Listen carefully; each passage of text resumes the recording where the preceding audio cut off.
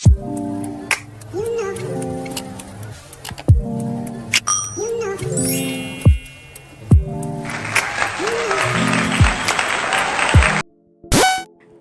mga kadunong?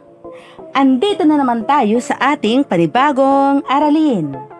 Please don't forget to subscribe, like, share, and click the notification bell para updated ka sa ating mga aralin. Module and Milk-Based Grade 3 Mathematics Videos. Unang quarter, unang linggo, ikalawang aralin. Ikalawang aralin. Place value at value ng bilang 1,000 hanggang 10,000. Isang masayang pagtungtong sa ikalawang aralin. Noong nakaraang aralin, napag-aralan mo ang tungkol sa pagpapakita ng bilang hanggang 10,000 gamit ang paglalarawan o simbolo ng set ng bilang. Ngayon, mas mapapalawak pa ang iyong kaalaman ukol sa place value at value ng bilang. Mahalagang malaman mo ang place value at value ng bilang. Bakit? Una, magiging madali sa iyo ang wasong pagbabasa ng bilang kung alam mo ang place value at value ng bawat digit ng bilang. Ikalawa, magiging kasangkapan mo ito upang higit na maunawaan ang halaga ng bilang. At dahil dito, mas mabilis mong maihahambing ang mga ito ayon sa halaga. Alamin, sa araling ito, inaasahang mabibigyang kahulugan mo ang place value at value. Maiisa-isa mo ang place value at value ng bawat digit ng bilang 1,000 hanggang 10,000. Matutukoy mo rin ang period na kinalalagyan ng mga digit ng bilang 1,000 hanggang 10,000. Excited na kung makita kang nakasasagot sa ating mga pagsasanay. Handa ka na ba? Kung gayon, tara na at lakbayin ang daan patungo sa karunungan. Subukin. Panuto. Piliin ang titik ng tamang sagot. Isulat ang sagot sa sagutang papel.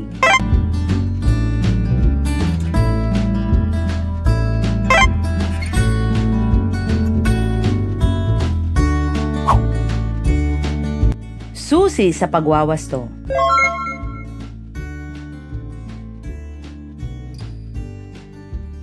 Ilan ang nakuha mo? 1? 2? 3? Kung ikaw ay nakakuha ng 5, ikaw ay nakakabilib. Maaari mo nang i-skip ang video ito. Ngunit, kung nais mo namang madagdagan pa ang iyong kaalaman tungkol sa place value at value, maaari mo ring ipagpatuloy ang pakikinig sa video ito, lalong-lalo na ang pagsagot sa mga pagsasanay na naririto. Ngunit, kung 1 hanggang 5 naman ang mali mo, huwag kang malungkot. May panahon ka pa upang mapaunlad ang iyong kaalaman ukol dito. Tandaan, walang mahirap na gawa sa taong may tiyaga.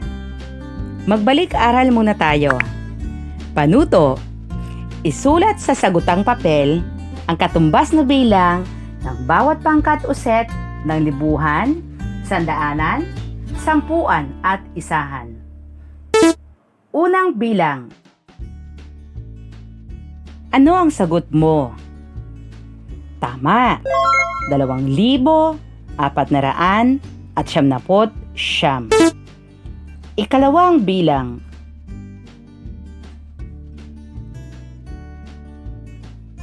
Ano ang sagot mo? Tama. 3,888. Ikatlong bilang. Ano ang sagot mo? Tama. 6,777. Ikaapat na bilang. Ano ang sagot mo? Tama. 3,644. At para naman sa ikalimang bilang. Ano ang sagot mo? Tama. 4,056. Tuklasin. Ngayon naman ay maririnig mo ang isang dialogo o usapan. Isang araw, may tumawag sa bahay ng pamilyang Manuel.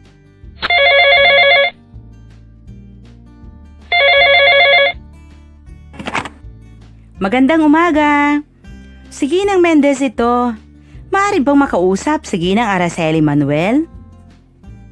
Magandang umaga din po. Ako po si Matiashwa. Paumanin po, wala po rito ang aking lola.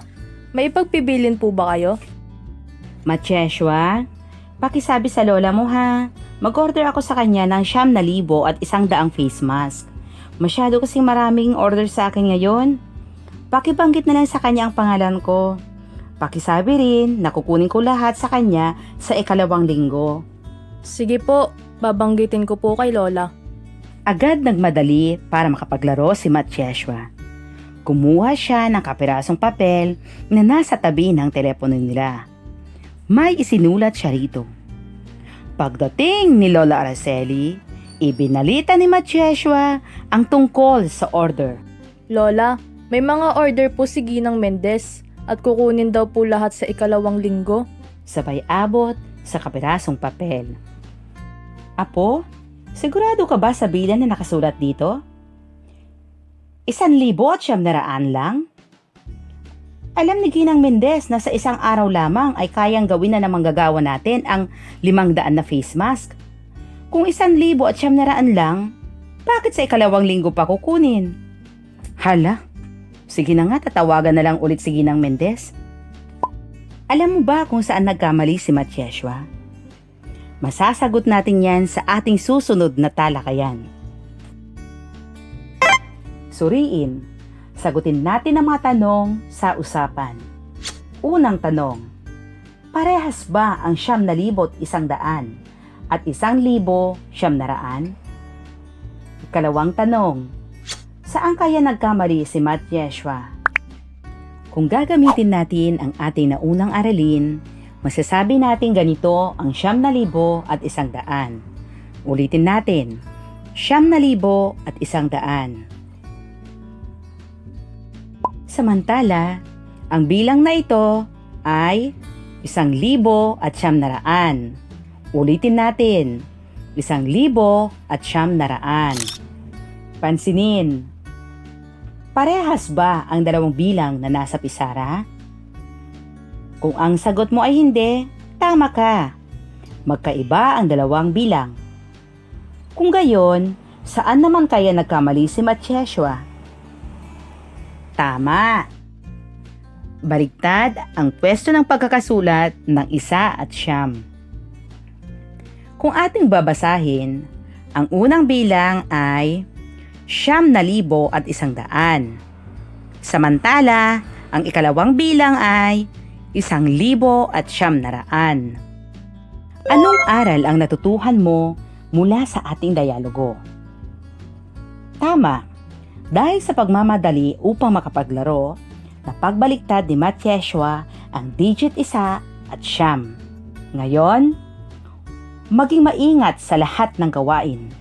Iwasan lagi ang pagmamadali. Pag-aralan natin, ano ang halaga ng set ng bilang na nasa pisara? 6,000, 6,000.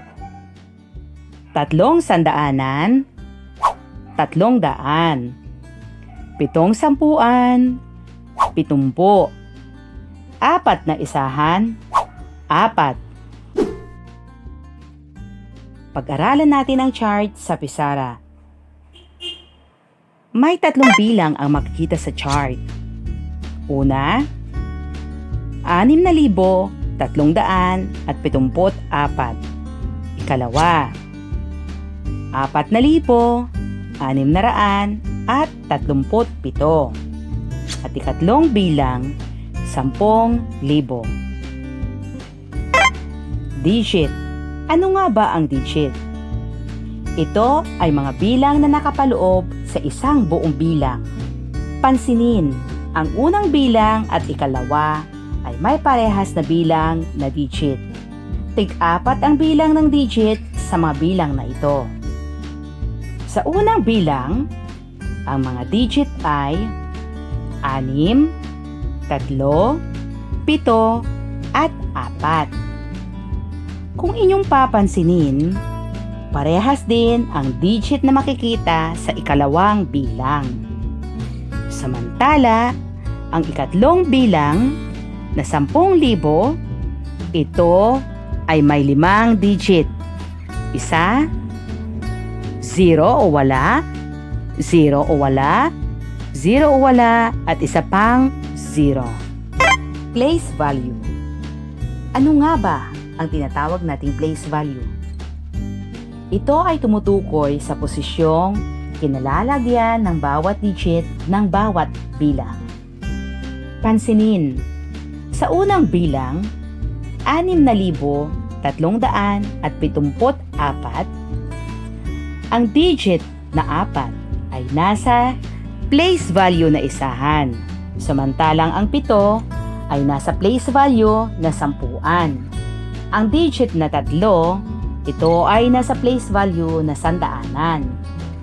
Ang digit na 6, ito ay nasa place value na 1,000. Masasabi natin na ang una at ikalawang bilang ay may pare-parehas na digit.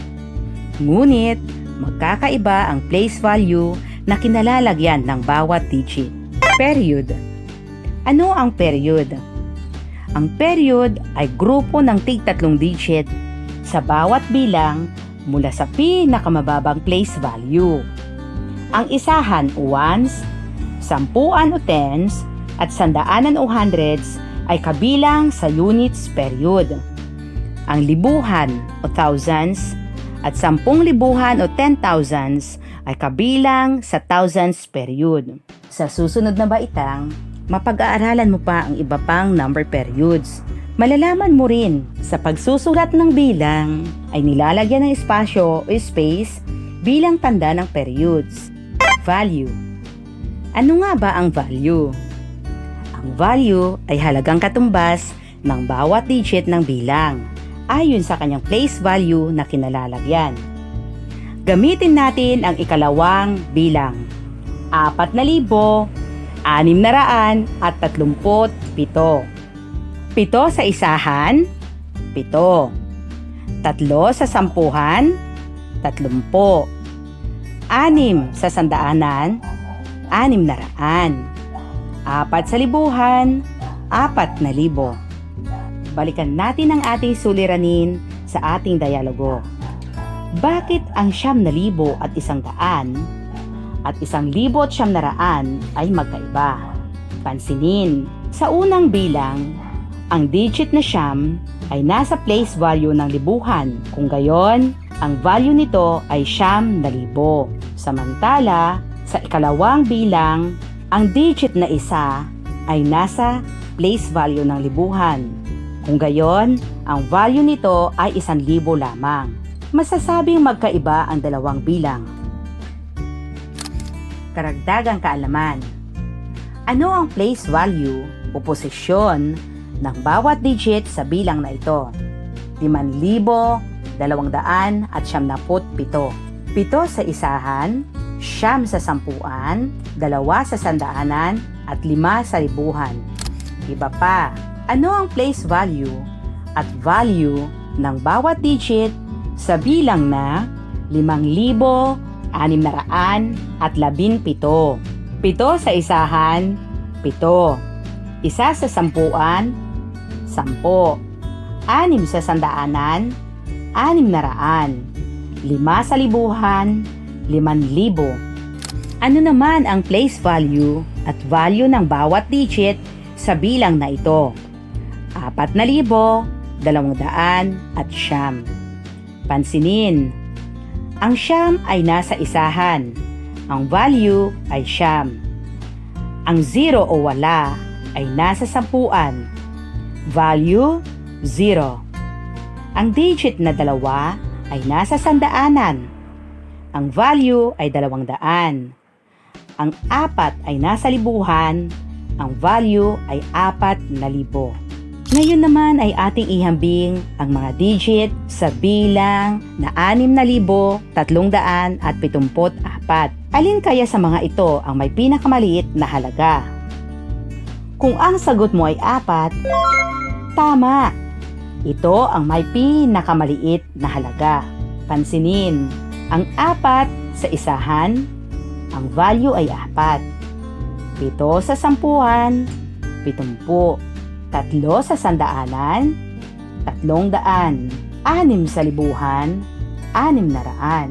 Kung gayon, ang digit na 6 ang may pinakamalaking halaga naman sapagkat ang value nito ay 6,000. Kung gayon, ang pinagsama-samang halaga ng ating bilang ay 6,374. Sunod na halimbawa, sa mga bilang na nasa ibaba, alin sa mga ito ang may pinakamalaking halaga ng 4? Kung ang sagot mo ay titik D, tama! Pansinin, sa titik A, ang digit na 4 ay nasa isahan. 4 sa isahan, 4. Titik B, ang 4 ay nasa sampuan.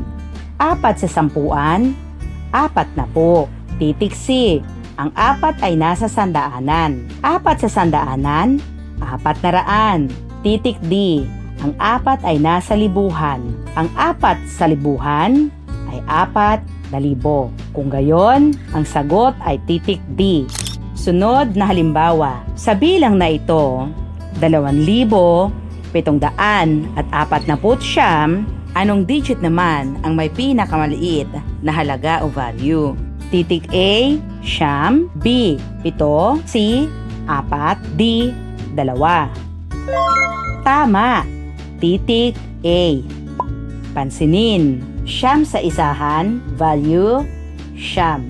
4 sa sampuan, value, 40. 7 sa sandaanan, value, 700. 2 sa libuhan, value, 2,000. Malinaw na ba sa iyo ang tungkol sa place value at value? Kung gayon, ihanda na ang iyong sarili para sa susunod na mga gawain. At kung sa tingin mo ay may mga hindi ka pa naiintindihan sa ating aralin, maaari mong balikan ang mga ibinigay na halimbawa. At para sa ating unang ginabayang pagsasanay, panuto sa bilang na 5,382, ibigay ang place value at value ng bawat digit. Ang unang row ay nagawa na para sa iyo.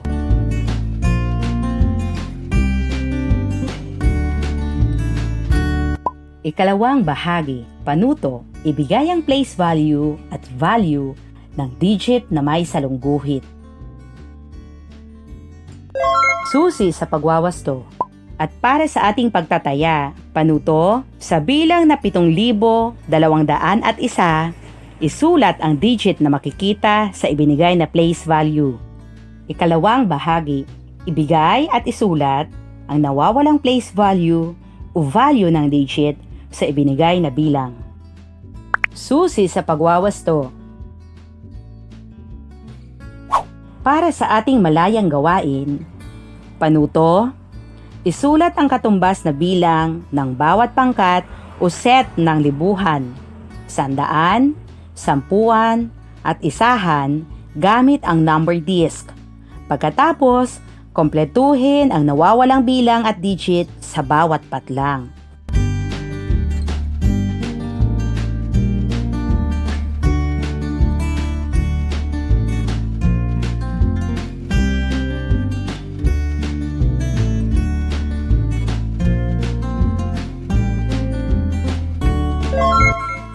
Susi sa pagwawasto. Sunod na pagtataya. Panuto, piliin ang titik ng bilang na tinutukoy sa bawat pahayag. Isulat ang sagot sa sagutang papel.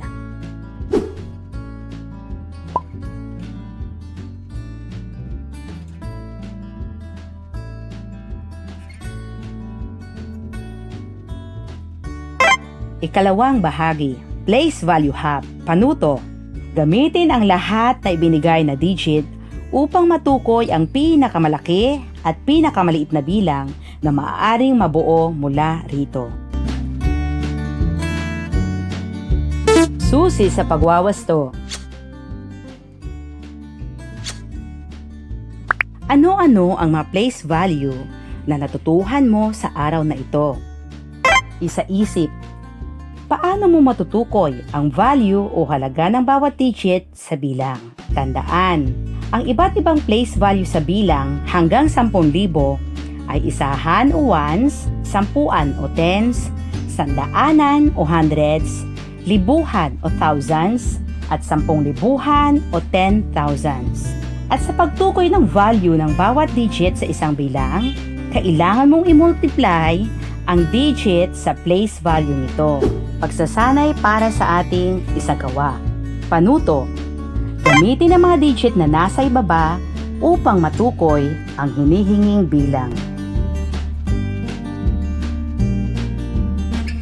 Susi sa pagwawasto. Para sa ating tayahin, panuto, piliin ang titik ng tamang sagot. Isulat ito sa sagutang papel. Susi sa pagwawasto. Para sa ating huling pagsasanay, gawin natin ang karagdagang gawain.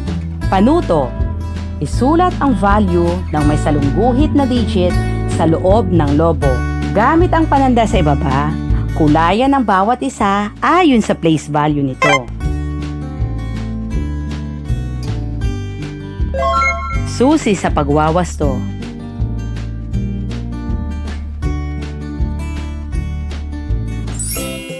Magaling na bata, binabati kita sa iyong pagpupunyagi sa pag-aaral. Ihanda ang iyong sarili para sa susunod nating aralin.